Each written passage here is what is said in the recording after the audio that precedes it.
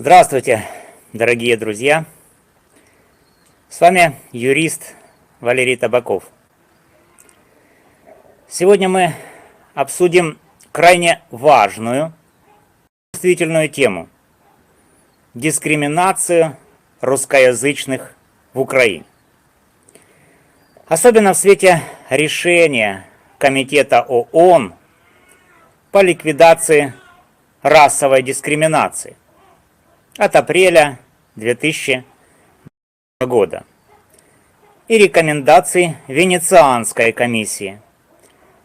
Мы разберем, как отсутствие реакции на эти замечания может повлиять на путь Украины к членству в Европейском Союзе и предложим конкретные шаги для решения проблемы.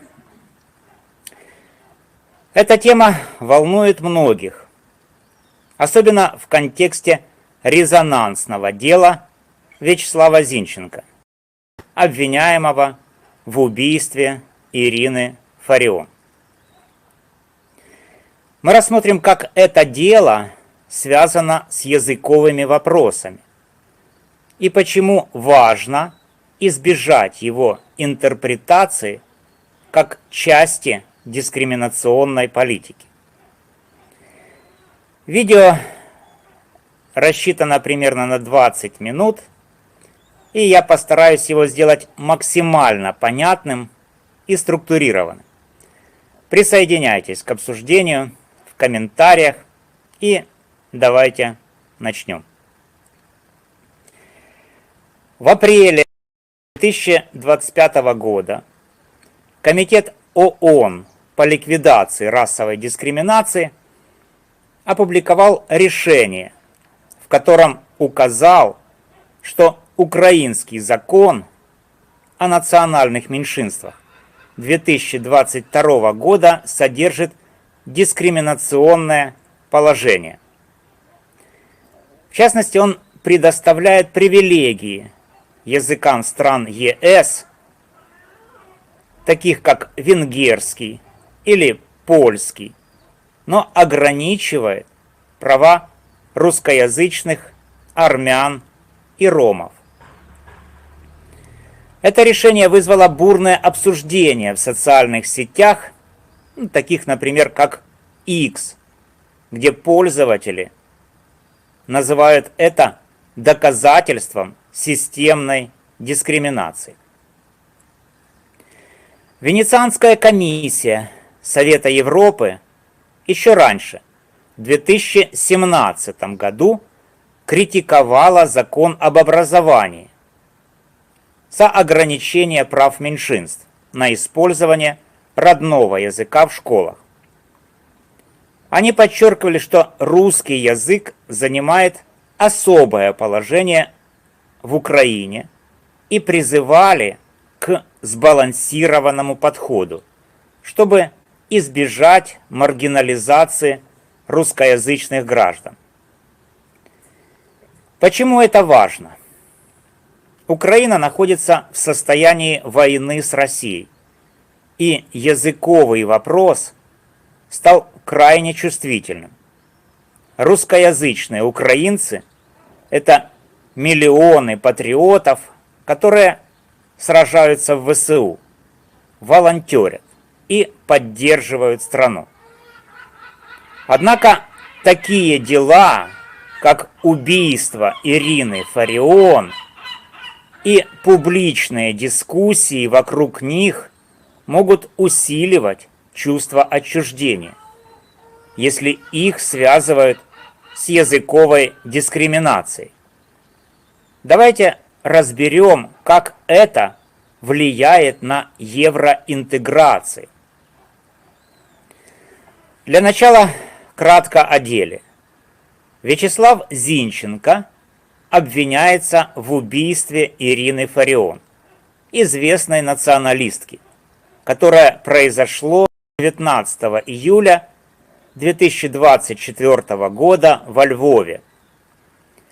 Прокуратура утверждает, что Зинченко действовал из мотивов национальной нетерпимости ссылаясь на психолого-психиатрическую экспертизу, которая якобы подтвердила его неприязнь к Фарион из-за ее высказываний о русскоязычных. Обвинение также опирается на портретную и баллистическую экспертизы, связывающие Зинченко с местом преступления. Однако защита настаивает, что доказательства косвенные, а Зинченко – украиноязычный патриот, и мотив национальной нетерпимости не подтвержден. Это дело стало символом языкового раскола. Одни видят в нем борьбу с антиукраинскими элементами, другие – несправедливое преследование.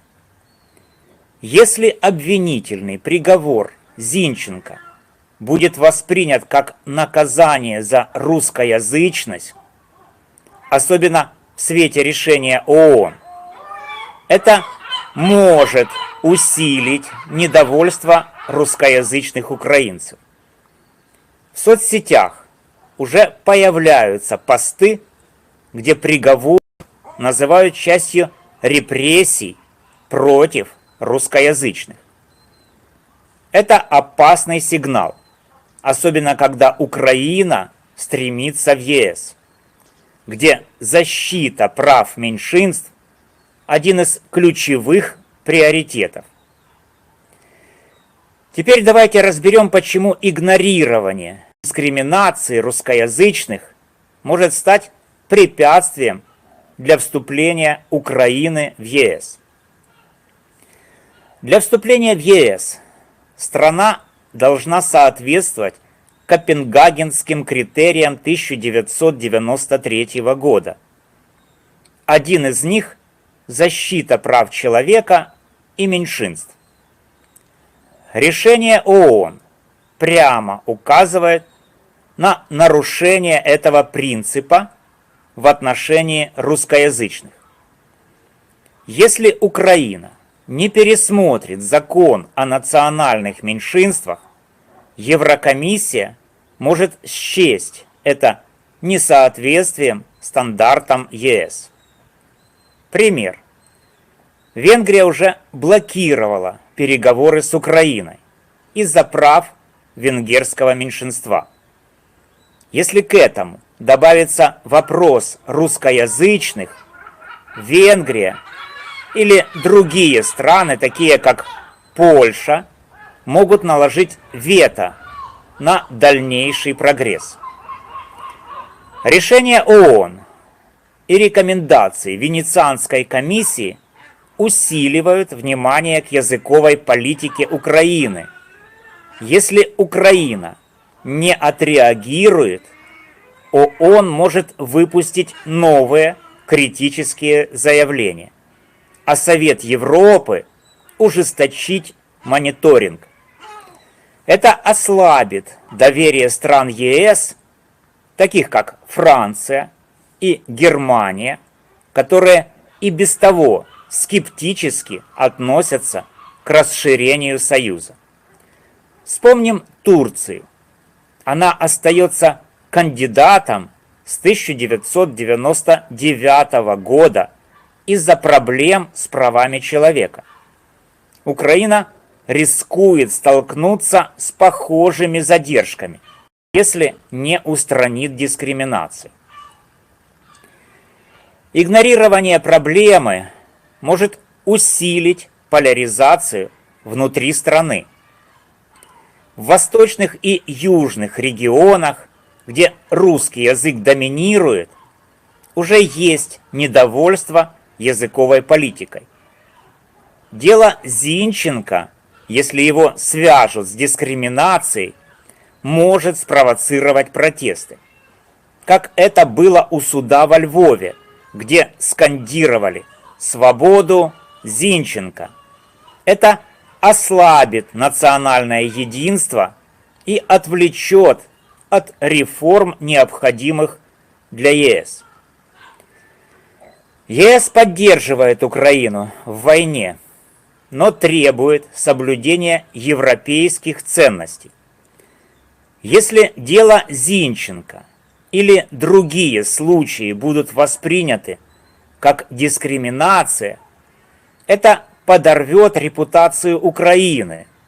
Европарламент и граждане стран ЕС могут утратить энтузиазм к поддержке вступления Украины в ЕС. Как юрист я предлагаю следующие шаги, чтобы устранить дискриминацию русскоязычных и укрепить позиции Украины в ЕС. Пересмотр законодательства.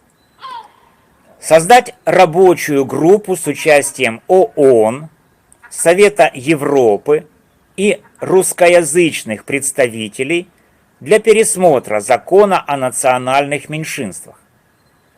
Устранить привилегии для языков ЕС и обеспечить равные права для всех меньшинств.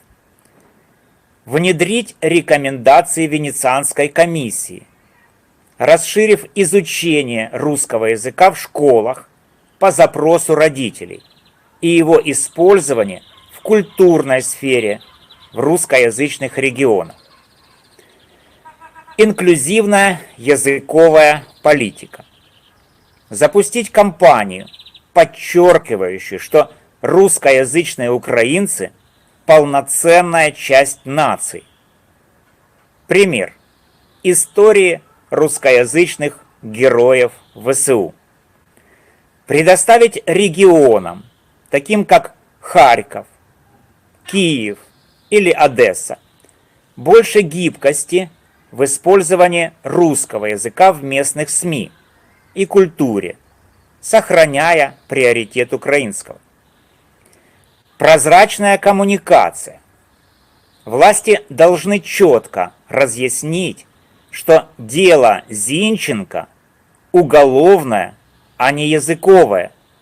Публиковать доказательства, такие как баллистическая экспертиза или экспертиза ДНК, чтобы избежать спекуляций. Проводить кампании в соцсетях, таких как X, с хэштегами «Украина для всех», чтобы противодействовать пропаганде о дискриминации. Диалог с обществом. Создать национальные форумы для обсуждения языковых вопросов с участием русскоязычных и украиноязычных активистов. Поддерживать двуязычные культурные проекты, чтобы показать, что языки могут сосуществовать. Международное сотрудничество. Пригласить экспертов ООН и Венецианской комиссии для мониторинга реформ. Подготовить отчет для ООН о мерах по устранению дискриминации. Использовать дипломатические каналы, чтобы убедить страны ЕС в приверженности Украины правам меньшинств. Судебная прозрачность. Обеспечить открытость процессов, связанных с языковыми вопросами, чтобы избежать восприятия их как политически мотивированных. Проводить тренинги для судей, полиции и прокуратуры по вопросам толерантности. Друзья, дискриминация русскоязычных – это не только внутренний вызов, но и угроза нашей мечте о членстве в ЕС. Мы не можем игнорировать решения ООН и Венецианской комиссии, особенно в условиях войны, когда единство и международная поддержка так важны. Дело Зинченко показывает, как важно разграничивать уголовные преступления и языковые вопросы, чтобы не усиливать раскол. А то, понимаете ли, национальная неприязнь, да еще и ничем не подтвержденная, да еще и со сфабрикованными доказательствами. Я призываю власти начать пересмотр законодательства, а общество к диалогу. Напишите в комментариях, что вы думаете о языковой политике и как нам двигаться к ЕС вместе, без разделения на языки. Подписывайтесь на канал, чтобы следить за обновлениями по этой теме. Вместе мы сможем сделать Украину сильнее и ближе к Европе. С вами был юрист Валерий Табаков. До новых встреч!